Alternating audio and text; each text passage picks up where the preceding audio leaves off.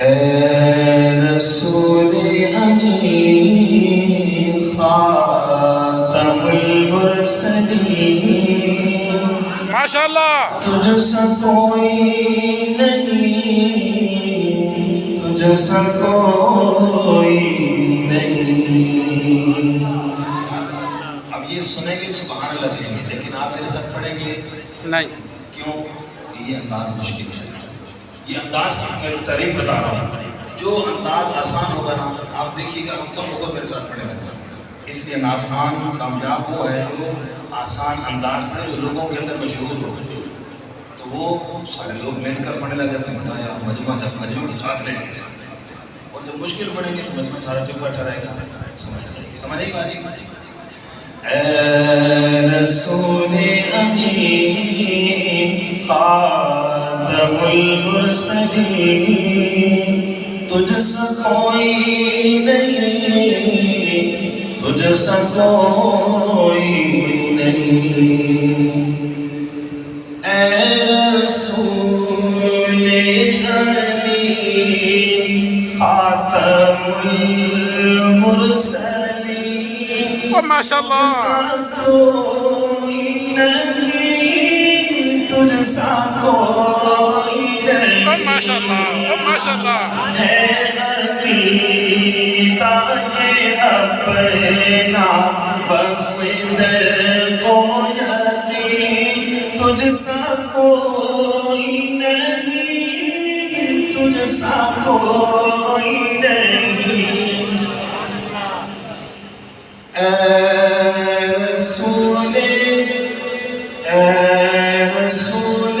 امین خاتم المرسلین تجھ سا کوئی نہیں، تجھ سا کوئی نہیں۔ اس کے اندر شاید آواز اٹھانے کا طریقہ ہے، یوں جائے گی آواز ادھر وہاں سے یوں نہیں جائے گی، سیکھنے والوں کے لیے بڑی قیمتی بات ہے۔ دست قدرت نے ایسا بنایا تجھے، جملہ اوصاف سے خود سجایا تجھے۔ ماشاءاللہ دست قدرت نے ایسا بنایا تجھے، جملہ اوصاف سے خود سجایا تجھے۔ اے ازل کے حسین، اوپر سے آواز دیجیے، اے ازل کے حسین، اے ابد کے حسین۔ سبحان اللہ کہیں گے، سبحان اللہ میرے سامنے کے نہیں پڑھیں گے، مشکل ہے، آپ ذرا سنیے۔ اے رسول امین خاتم المرسلین تجھ سا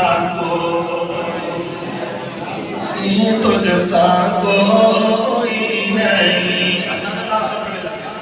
اے رسول امین خاتم المرسلین تجھ سا کوئی نہیں، تجھ سا کوئی نہیں۔ اے عقیدہ یہ اپنا بس در کو یقین تجھ سا کوئی نہیں، تجھ سا کوئی نہیں۔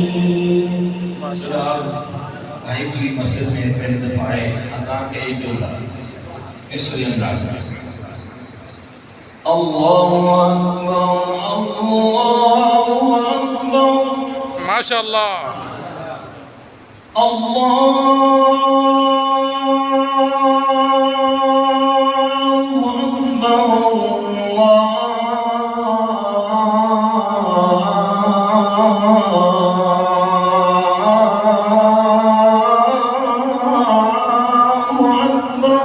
ماشاءاللہ ماشاءاللہ